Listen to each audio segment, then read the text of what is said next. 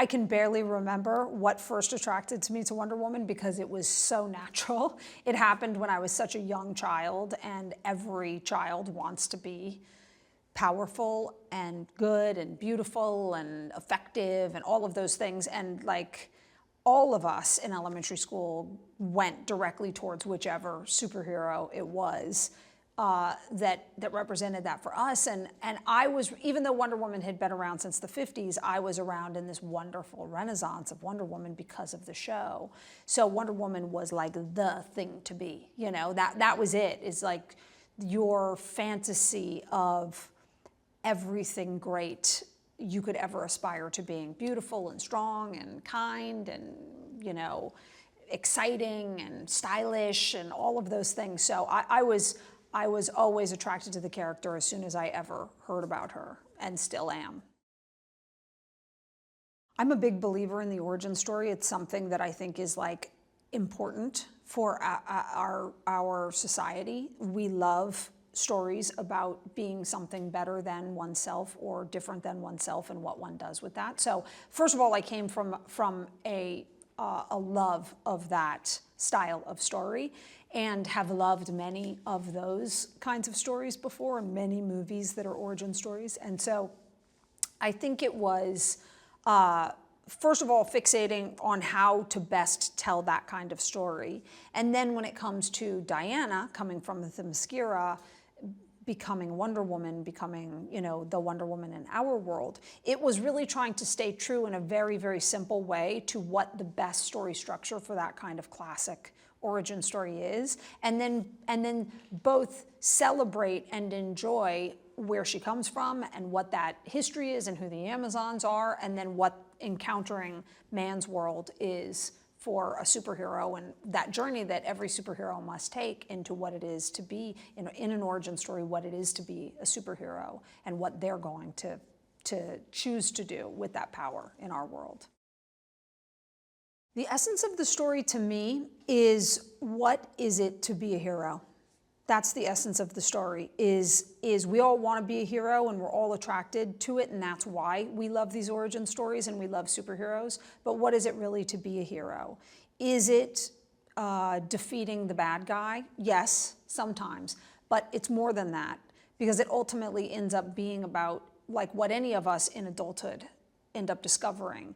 Being a hero is often not a proactive state of being, of going and punching somebody out and therefore things being over. It ends up being so much more on an everyday scale about understanding and love and forgiveness and the complexity of life, and how one uses your power as an adult wisely and kindly, you know, in a kindly way. And so that's what the movie's about to me. It's about how do we take a hero whose intentions are not violence at all, and who doesn't really get thrill out of violence, but put her in a world where her power can make a difference. And what does she end up realizing that she can do to be a hero in the world? Gal embodies everything about Wonder Woman. I will never stop talking about it because I couldn't mean it more.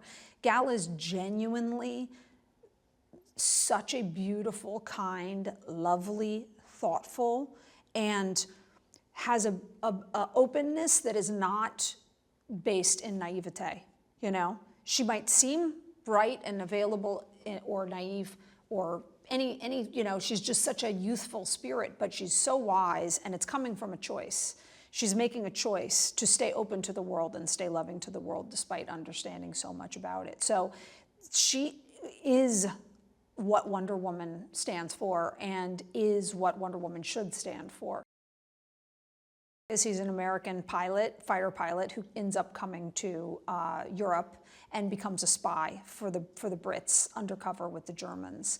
And so he crashes onto the shores of Themyscira, no idea what's going on, but knows that he must get back to man's world because he has something in his possession which is going to change the course of the war.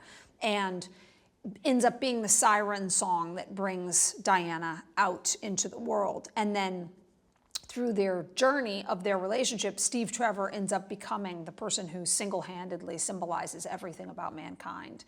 the good, the bad, the complexity, the humor.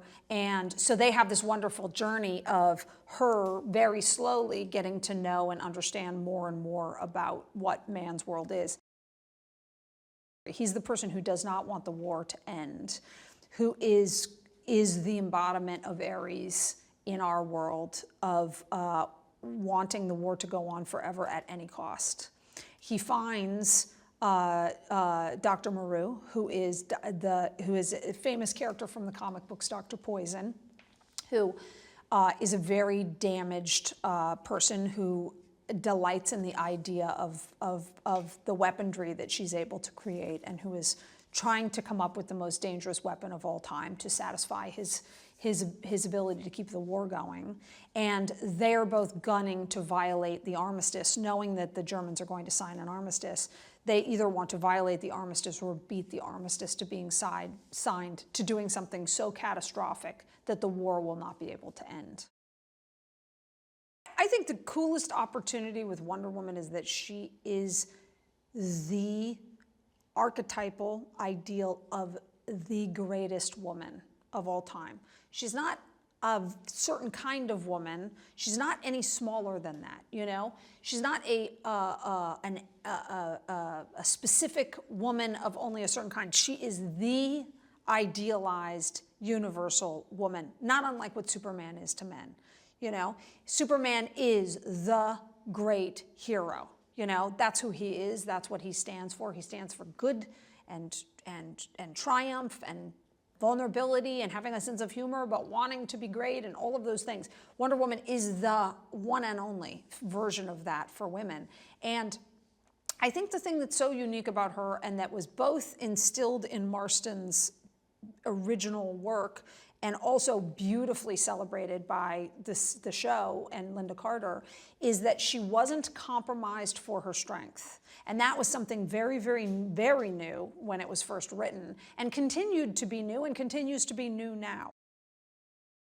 I care deeply about making the greatest Wonder Woman of all time, because I care about making the greatest Wonder Woman of all time, because I love Wonder Woman and I'm a filmmaker. So nothing's ever going to make that more interesting to me. So the fact that I'm a woman or she's a woman or we're all women or whatever was a wonderful, deep part of it. But it also, you just tune it out completely, because I'm just a filmmaker trying to make a film that I care about that much anyway.